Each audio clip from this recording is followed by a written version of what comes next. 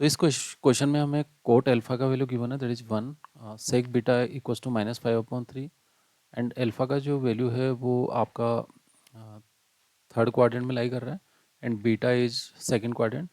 आपको tan alpha plus beta find करना है और आपको ये भी बताना है कि अल्फा प्लस बीटा किस क्वाड्रेंट में लाई करेगा। तो हम थोड़ा आइडिया लगाते हैं कि क्या होने वाला है।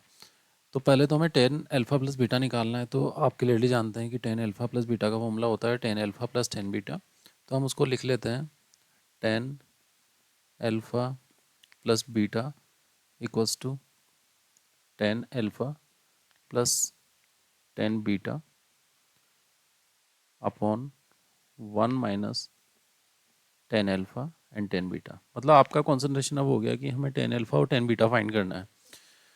अगर आपको कोट अल्फा गिवन है तो आप टेन अल्फा तो इजीली निकाल सकते हैं। तो आपको इस क्वेश्चन में टेन अल्फा तो यहाँ पे इजीली मिल जाएगा, that tan alpha will be 1। अब सेकंड काम आपका ये हो गया कि सेक बीटा से आपको टेन अल्फा निकालना है, टेन बीटा निकालना है। तो अगर हमें सेक बीटा गिवन है तो आप एक ट्राइंगल बना सकते हैं। यहाँ पे आपको हाइपोटेनस अपॉन बेस दिया हुआ है। सो हाइपोटेनस को हम थोड़ी देर के लिए 5 ही ले लेते हैं एंड बेस आपके पास 3 हो जाएगा। तो परपेंडिकुलर ऑटोमेटिकली ट्रिपलेट से क्या हो जाएगा 4। तो अब हमें टेन बीटा का वैल्यू निकालना है। मेनली हमारा काम इतना सा है। अब हमें देखना है कि बीटा किस क्वाड्रेंट में लाई कर रहा है। तो बीटा सेकंड क्वाड्रेंट में लाई कर रहा है, tan beta will be negative. तो आप यहाँ पे लिखेंगे दैट विल बी -4/3। जब आपने ये दोनों वैल्यूज़ निकाली है तो आप ten alpha plus beta easily निकाल सकते हो। तो टेन अल्फा प्लस बीटा का अगर मैं फॉर्मूले में अप्लाई करूँगा तो that will be tan alpha कितना है आपके पास 1 plus tan beta that will be -4/3 upon 1 minus tan alpha तो 1 है तो टेन से ही हम करेंगे सोल्व।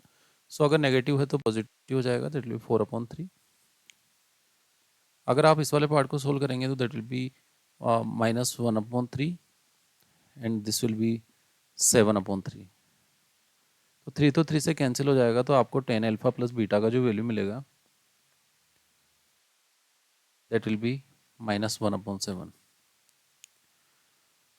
तो हमने इस क्वेश्चन का एक पार्ट तो सोल्व कर लिया है कि क्या वैल्यू होगी, और इस एक पार्ट से भी आप अपने आंसर दे सकते हैं। आपको पता है फर्स्ट आंसर हमारा हो जाएगा। बट अगर आप टेन अल्फा प्लस बीटा के बारे में पता करना चाहते हो तो हमें ये पता है कि अगर टेन अल्फा प्लस बीटा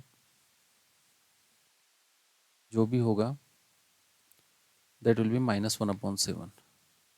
इसका मतलब हम दो क्वाड्रेंट पे फोकस करेंगे, या तो वो सेकेंड क्वाड्रेंट में उसका आंसर होगा या फिर उसका आंसर फोर्थ क्वाड्रेंट में होगा, बिकॉज इन दोनों पार्ट्स में वो नेगेटिव रहता है। तो अगर हम पता करना चाहते हैं कि अगर जैसे कोट अल्फा में गिवन है दैट इज़ 1, तो हम ये बोल सकते हैं कि अगर कोट अल्फा 1 है और वो थर्ड क्वाड्रेंट में लाई कर रहा है तो जो अल्फा का वैल्यू होगा दैट विल बी 225 डिग्री।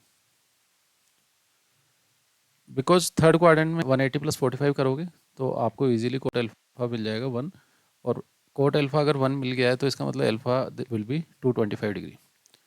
अब हमें ये भी पता है कि सेक बीटा या बीटा एंगल जो है वो अभी सेक बीटा के लिए काम कर रहे हैं। तो वो हमारा सेकंड क्वाड्रेंट में काम कर रहा है, और सेकंड क्वाड्रेंट में आपका जो भी एंगल होगा वो 90 से थोड़ा ज़्यादा होगा, पर 90 के आसपास होगा।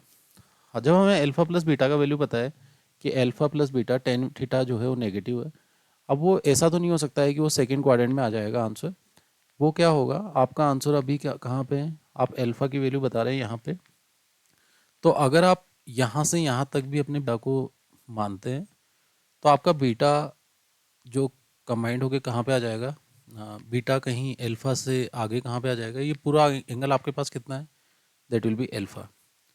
और अगर आप उसमें बीटा ऐड भी करेंगे तो उसके जो चांसेस है वो फोर्थ क्वाड्रेंट में जाने के चांसेस है।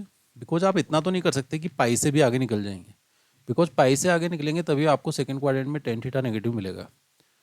तो आपका जो एंगल हो जाएगा ये वाला जो पार्ट हो जाएगा that will be alpha plus beta. तो अल्फा प्लस बीटा जो लाई करेगा वो कौन से क्वाड्रेंट में लाई करेगा, that will be in fourth quadrant. तो हम इन दोनों क्वेश्चंस का दो पार्ट जो क्वेश्चन में पूछे गए हैं इन दोनों का आंसर कर सकते हैं, और हमारा आंसर जो सही हो जाएगा वो जाएगा ऑप्शन नंबर 1। तो इस तरीके से आप इस क्वेश्चन को शेयर भी कर दीजिए एंड आप सोल्व भी कर सकते हैं।